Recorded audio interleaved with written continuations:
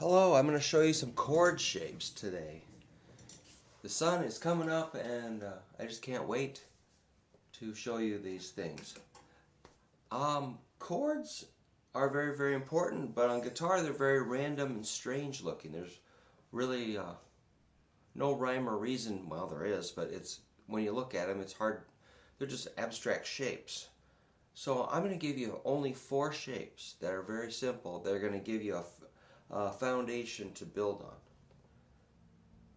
So this is kind of my own lesson that I made up that I've been using with students for a long time.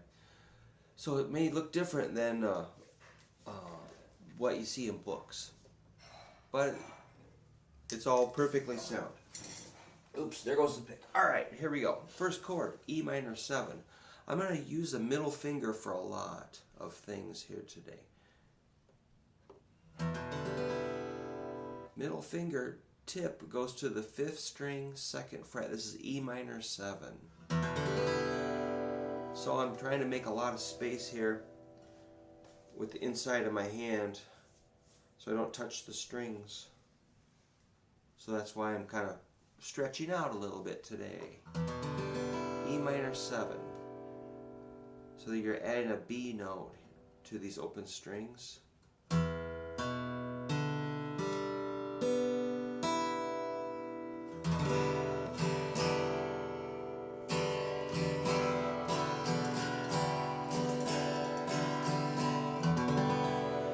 It's a very airy sounding chord.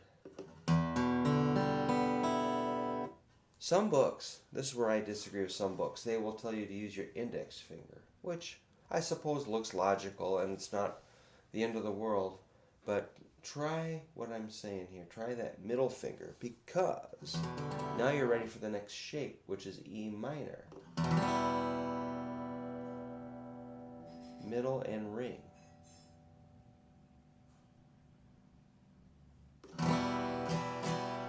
So the ring is on the 4th string, 2nd fret. That's an E note.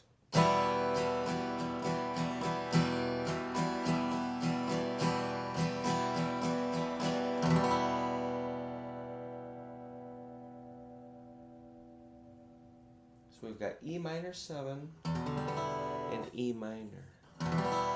Now we're going to warm it up by making it major. Here comes the index finger to 3rd string, 1st fret.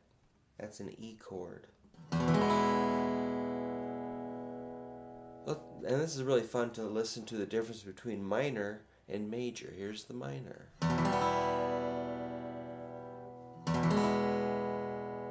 Oh, I muted the 1st string. So that's why I have to keep my hand a little bit open here.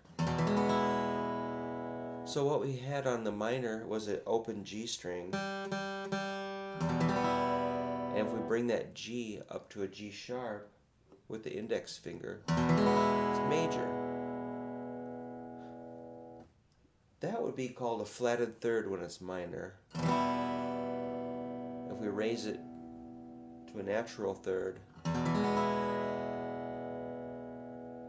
that's major. So here's minor and major. Alright, one more shape. Now remove the ring finger and you got E7.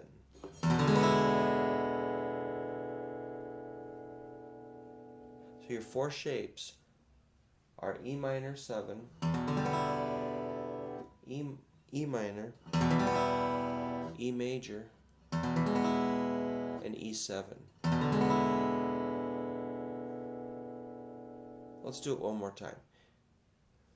Here comes E minor 7. E minor, E major, or we just call it E. Now E7. Only 4 shapes. But we're going to get 4 more chords. To do that, we're going to move everything 1 string over towards the floor, like this.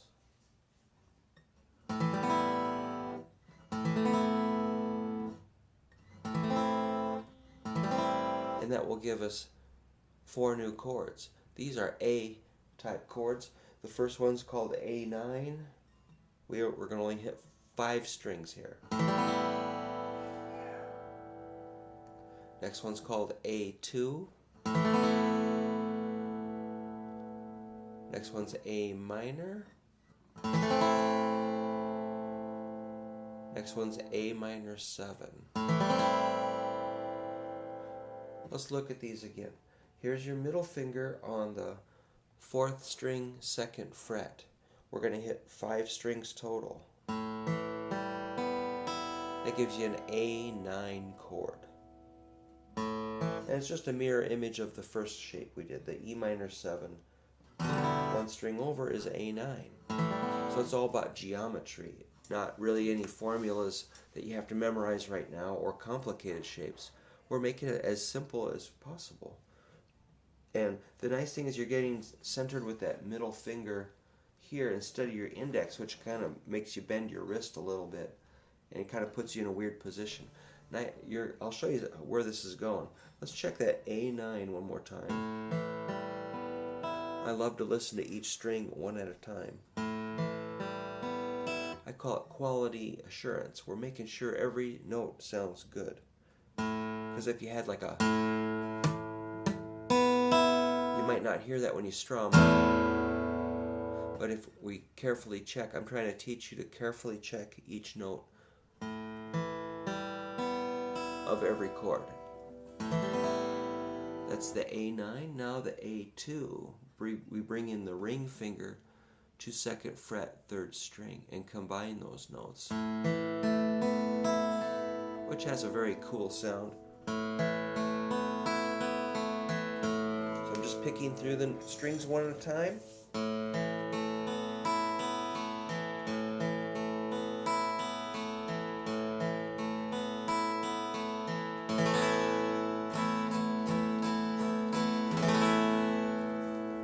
Moving slow, but that's cool. We're just taking our time and making sure every note sounds good. So we're just building your technique up one note at a time, making sure you have good clear notes, and we can build on that. So thanks for working with me here. Okay, next one's A minor. So we add that index finger. And it looks just like that E chord. Here's E, there's A minor. So see how nice the fingers work back and forth? Same with the E minor and the A2.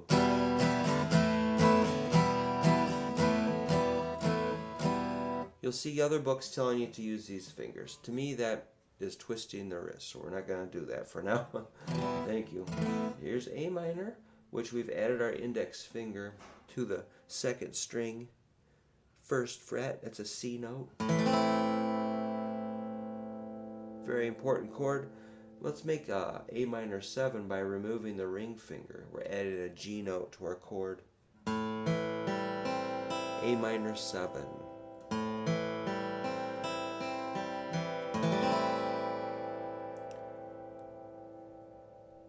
Let's go to the A minor again. Watch how I turn it into an A major. Watch carefully. I'm going to bring in the pinky to 2nd string, 2nd fret. That's a C sharp. Now to A minor. See how it works? Like we went from E major to E minor. Here's A major to A minor. That's pretty cool. Look how easy it is. This may be different from what the book you are reading is telling you to do. Your book probably says use index middle ring. Most people's fingers are a little too fat to fit in that space very comfortably. It can be done. I would never use that myself. I would use this A or this A. Or I might even use this or this or that. Never this. This fits beautifully because you can also get to A minor. Plus you're ready to get back to your E's. These two fingers are kind of the center of your hand. And it gets you a nice straight shot into the guitar without, you know what I'm going to say, twisting your wrist. Okay.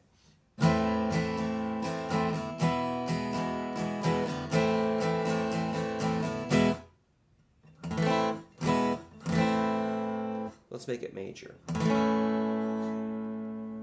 There's a song I heard one time that went, I saw a guy play this song. Recognize that?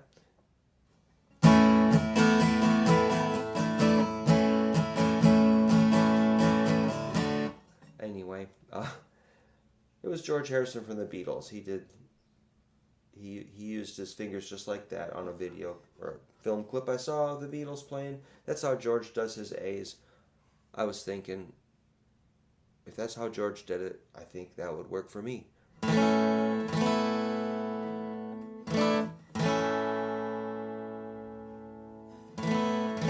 Pinky's just going up there to make an A suspended fourth.